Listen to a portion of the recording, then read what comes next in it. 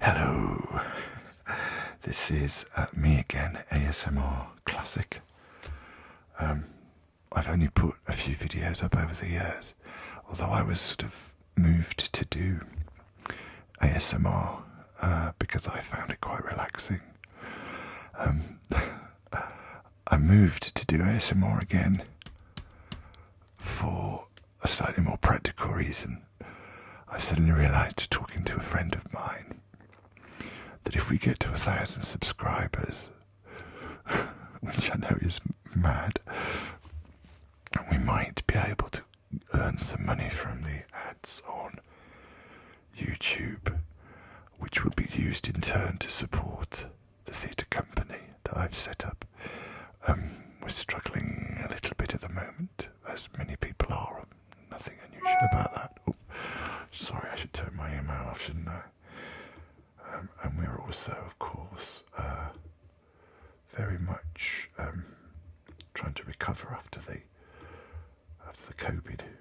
COVID incident. But in addition to that, this is probably the most basic ASMR setup anyone. I'm just using my phone camera and a microphone. I can't actually change anything, but I wanted to share this with you a little bit because I've got a little writing room and it flooded.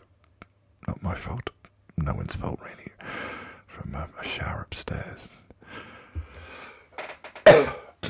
Excuse me, I've got a cold as well. It's all going on. And I bought this book only recently.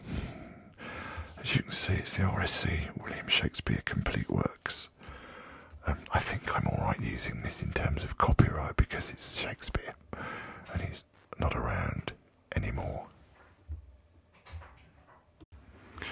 And as you may or may not know, I've actually adapted a few of Shakespeare's plays. I did a Henry V, and I did a version of Hamlet, which starred a very famous actor, Lord of the Realm, which I was very chuffed about. I also then did a version of Romeo and Juliet, based on, rather than two great houses, I based it on two football teams at the end, two small houses at the end of a road in Birmingham. And actually more recently, in fact it was a few years ago now, but more recently, I wrote a version of A Christmas Carol. Well, adapted, of course, a version of A Christmas Carol. Charles Dickens was the writer. And that's touring the UK, and it opens off-Broadway in New York in December 2023 it is. So, if you know who wrote and adapted that, you'll know who I am. But for now, I just thought I'd see if, the idea of getting to 1,000 subscribers is kind of ridiculous, but I've got to give it a go, haven't I? And I did want to share with this. As I say, I can't move anything. This is remember my other videos on my scruffy desk. This is the scruffy desk, but in a little room now, away from my flat. But look what's happened to this brand new book. It was on the floor when the room got flooded. It's also huge and massive.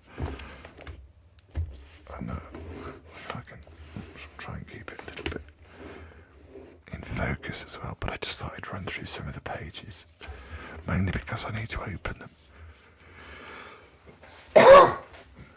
Again, apologies for the phone, for the cold, for the phone now, and also for the phone camera. So this is the dust cover.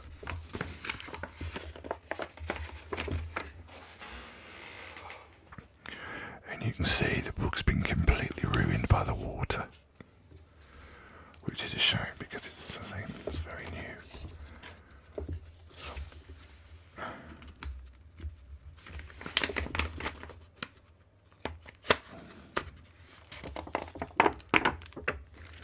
You can probably see where the damp, I think that's mould.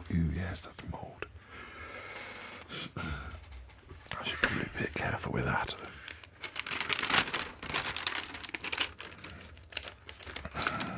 The Complete Works, second edition, ironically, of I've got the Complete Works first edition at home. It's not in this state.